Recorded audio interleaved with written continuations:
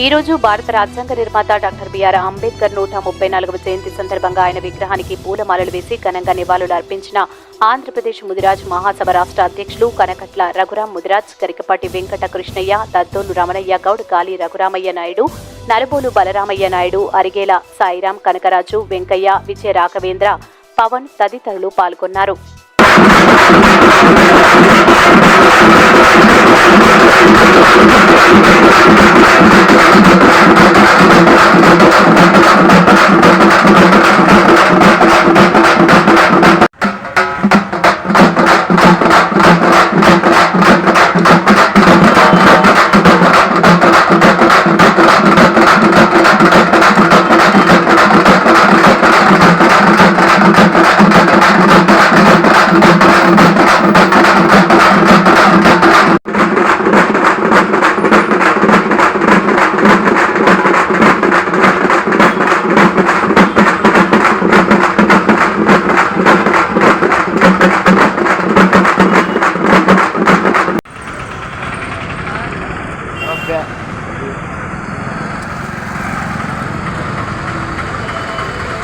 ఆటోలో వాళ్ళే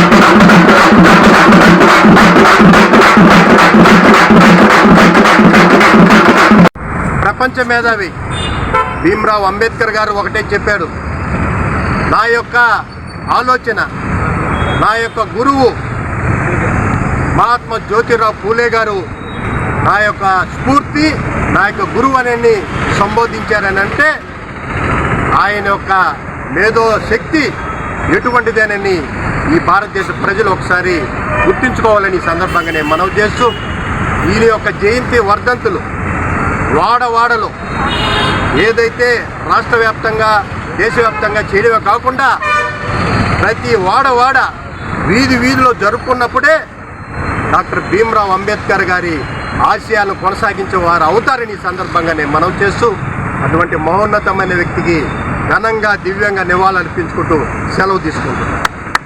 నిర్మాత ప్రపంచ మేధావి అంబేద్కర్ గారి 134వ జయంతి. అంబేద్కర్ గారి విగ్రహము ఈరోజు అమెరికాలో కూడా పెట్టడం జరిగింది.